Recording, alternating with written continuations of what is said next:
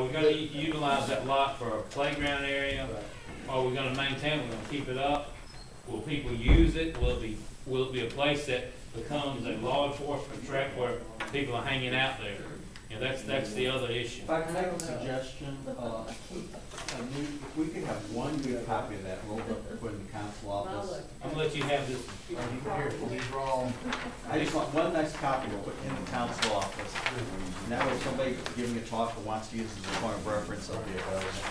But as far as our meandering, the boardwalk, if you get a chance to go to Dead Lake and see how we tried integrating the walkway through the, through the woodland area. We're there on the water, but, we kind of skimmed around and we just kind of wiggled it through, and that was, where you have to be the intent to try. And a lot of that can be done, hey, do you holes in the ground? What's your real impact there? What I'm hoping is we won't have any mitigation impact, or we can include part of this as any mitigated property. Right. Very good. Kirby, while we got you here, can you update us on, because I've got some confusing emails, where are we at with the debris removal project for North Creek? The debris removal project, we know,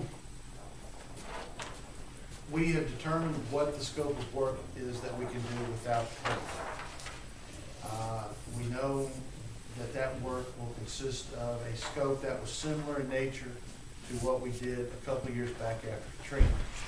What it does, Dr. Rubenstein, is it limits us to a certain location as far as sediment removal, which is somewhere just to the west of 43 down the railroad trestle, and then as well as cleaning debris. Now what we're trying to do now is we know we can get that done. What we're trying to do is get some interpretation of language from core permits to allow us to go above and beyond where you don't have to do a full wetland mitigation, threatened endangered species report as well as a historical report. There's some interpretation that we've got to get clarified. The thing that we've got with that is we have a fellow at Thompson that worked at the Corps for 30-something years or so, and that was his job, was just doing permits. What kind of time frame do you think it's going to take us to get that clarification? Within the next workshop. Yes, sir. Yes, sir. And that's another one of the reasons why, if we start throwing all the money at roads now, wait for it to come back, we won't have any funding to do some of this. And if we do go with the type of scope where we look at just west of 43 down to the railroad trestle and do, a cleaning of the ditches and stuff, we're looking, there again at the construction scope that we had a couple of years ago, around $100,000. It's not that big of a scope. The other thing that we're trying to do is be considerate of the fact the more in depth, the more involved the permit, the more you're going to be spending on engineering and permit cost that needs to be associated with the project, as opposed to paying us for something that we really don't think we need to be doing in the first place. I would like to move this project along, only because I've got homeowners who've been very patient. We started talking about doing this in fall of 2008. Yes, sir. And they've been very patient waiting for us to do this. We've got the funding now to do it. We're waiting on you to come back to us with a plan. Yes, sir. I'd like to go ahead and get this plan done and get the project going. Okay. I've got 3 plans that have been drawn up, and we've got schematics and scopes for each one of them. We need that clarification from the core of those. Yes, so sir. we can make it Right. I'm Okay. thinking if we do what I thought I heard us talk about, trying to go all the way up there and take out some maintenance, it's going to take an EA, and that way you're spending $200,000-300,000 on an EA, and you may or may not get it. Well, that's what I'm saying. We don't want to do that. See what I'm saying? Right. But if where the bridges are, and then go in there, some areas you do that as maintenance also. But when you start really trying to do the whole thing, it takes you to a different Well, that's level. what we want to find out. The most we can do with the limited amount of permitting we have to permit. If I may, Dr. Rubenstein, can I schedule a time with the council sometime between now and next workshop and have Mr. McFadden make himself available to answer your questions? Because some of this you know. Why don't you just bring them to the next workshop? Okay, well, I just wanted to try to, the reason I said before was to give you an answer, you know, by next workshop. I mean, we can do it all next Okay. workshop, all right. It'd be We'll nice have long to- one, we're gonna do that in roads, We're doing that on what? and roads. Roads. Okay, we'll try to do that workshop. Another question for you, those two streets we just asked about right of ways.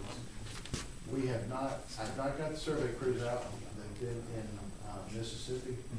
We're going to go out this week and get some irons kicked up.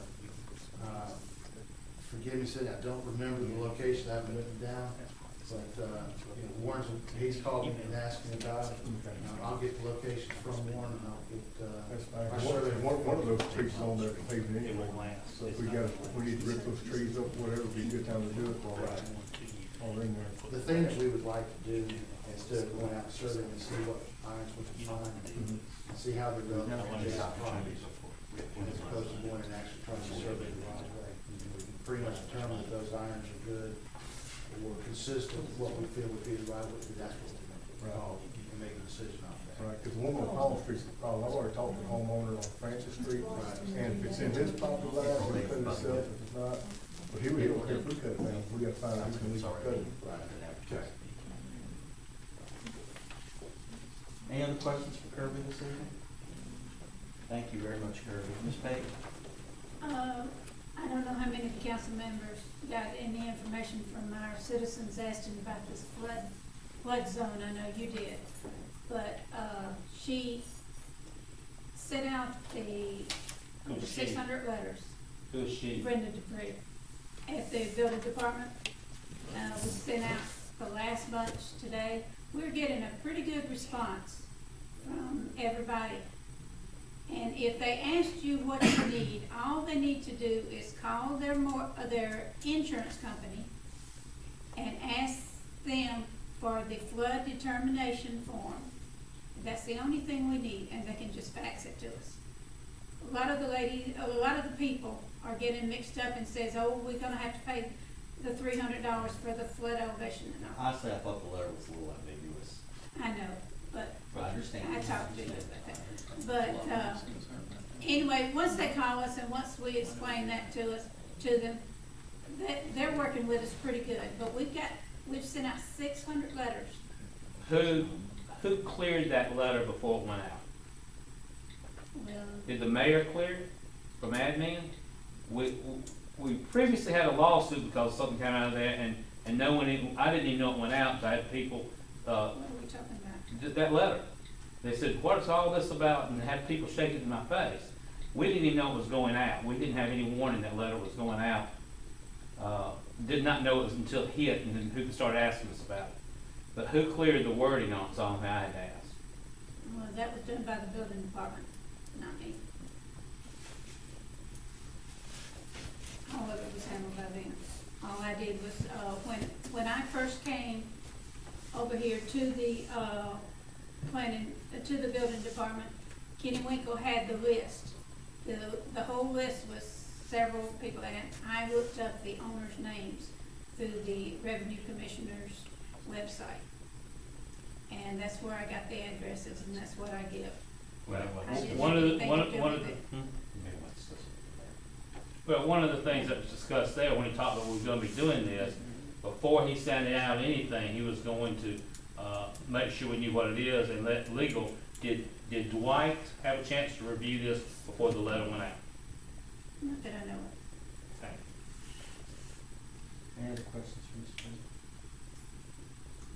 One other thing I'd like for y'all to start considering, our animal shelter truck, the oldest truck, is a 1998, I believe she said, and it's got 115,000 miles on it.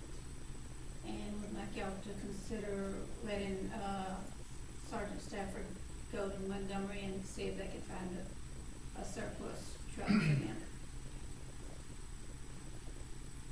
I don't have a problem with them looking